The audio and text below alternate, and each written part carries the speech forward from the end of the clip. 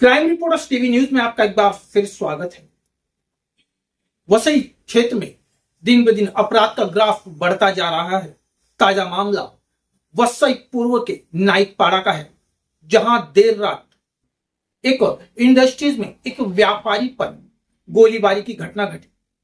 जहां शाम को 8 से 8:30 बजे के आसपास कुछ नकाबपोश बाइक पर फिल्मी स्टाइल में आते हैं और एक व्यापारी परमार की पहले पहचान करते हैं और उसके बाद उसके माथे पर बंदूक तान देते हैं। हालांकि सूझबूझ से परमार ने अपनी जान बचा ली, परंतु उसे गोली लगी और वो घायल हो गया। फिलहाल इस घटना के बाद तुरंत पुलिस और क्राइम ब्रांच की टीम घटना स्थल पर पहुंची और आसपास लगे सीसीटीवी फुटेज के आधार पर आरोपियों की खोजबीन शुरू कर दी है। वहीं अब सवाल यह उठ रहा है कि वसई वाली क्षेत्र में क्या अपराधी इतने बेखौफ हो गए हैं कि उन्हें पुलिस का थोड़ा भी भय नहीं रहा। क्या है पूरा मामला, देखिए क्राइम की खास रिपोर्ट। शुक्रवार रात करीब 8 बजे नाइकपाड़ा स्थित डायमंड इंडस्ट्रियल एस्टेट में यह सनसनीखेज वारदात हुई। जानकारी के मुताबिक 2 अज्ञात हमलावर बाइक पर पहुंचे।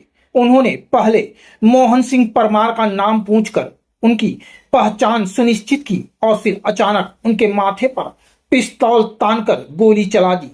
गोली चलते ही मोहन सिंह परमार ने साहस दिखाते हुए हमलावर का हाथ झटका, जिससे उनकी जान बच गई। इसके बाद बदमाशों ने दूसरी बार गोली चलाने की कोशिश की, लेकिन पिस्तौल लॉक हो जाने से गोली नहीं चल सकी। इसी दौरान दोनों के बीच हाथापाई शुरू हो गई।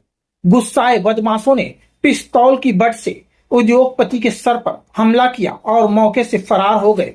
इस वारदात के बाद पूरे औद्योगिक क्षेत्र में दहशत का माहौल है। घायल उद्योगपति का अस्पताल में इलाज चल रहा है और उनकी हालत फिलहाल स्थिर बताई जा रही है। घटना की सूचना मिलते ही वालियू पुलिस, क्राइम ब्रांच और वरिष्ठ पुलिस अधिकारी मौके पर पहुंचे। पुलिस आसपास लगे सीसीटीवी कैमरों की फुटेज खंगाल रही है और आरोपियों की तलाश में जुटी है। हालांकि कंपनी के बाहर खुलेआम हुई इस फायरिंग ने औद्योगिक क्षेत्र की सुरक्षा व्यवस्था पर गंभीर सवाल खड़े कर दिए हैं। उद्योगपतियों और स्थानीय नागरिकों का कहना है कि आखिर अपराधियों के हौसले इतने बुलंद कैसे हो गए? क्या वाली पुलिस की गश्त और अपराध नियंत्रण व्यवस्था पर्याप्त है? ऐसे कई सवाल अब उठने लगे हैं।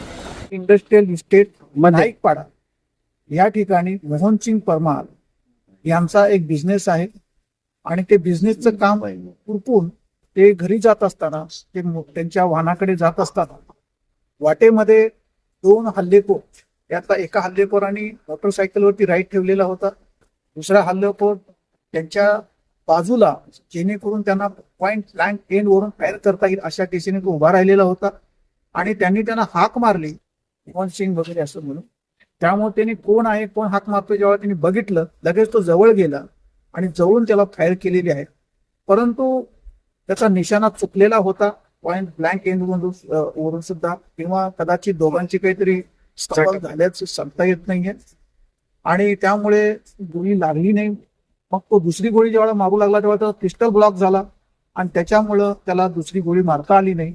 त्याने रागाच्या भरामध्ये पडलेल्या मोहन सिंग परमार यांच्या डोक्यावरती पिस्टलनी अटॅक केला आणि त्याच्यानंतर तो तिथून पळून गेला आणि जो बाजूला उभा राहिलेला जो मोटरसायकलवरती जो त्याचा दुसरा साथीदार होता, मोटरसायकल बसून ते निघून गेलेले आहे। काय दुश्मनी होती, काय एक्सटॉर्शनचे कॉल आले? सध्या तपासाची प्राथमिक परिस्थिती आहे। ही घटना फर्स्ट टाइम पोलीस स्टेशनला रिपोर्ट झालेली आहे, पोलिसांना रिपोर्ट झालेली आहे। त्यामुळे तपासांती आम्हाला हे लक्षात येईल की त्यांची काही वैमनस्य आहे, बिझनेस मधलं वैमनस्य आहे का, कुठल्या त्यांच्या जवळच्या माणसाने हा हल्ला घडवून आणलेला आहे, हा तपासाचा भाग आहे।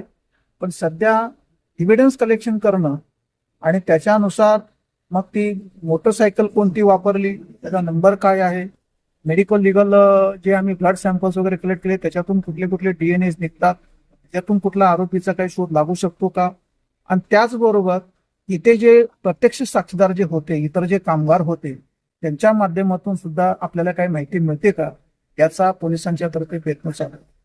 सर त्याची आधी तब्येत कशी आहे आणि किती लोक होते? आलेले फक्त 2च लोक होते. एका मोटरसायकलवर ते आलेले होते.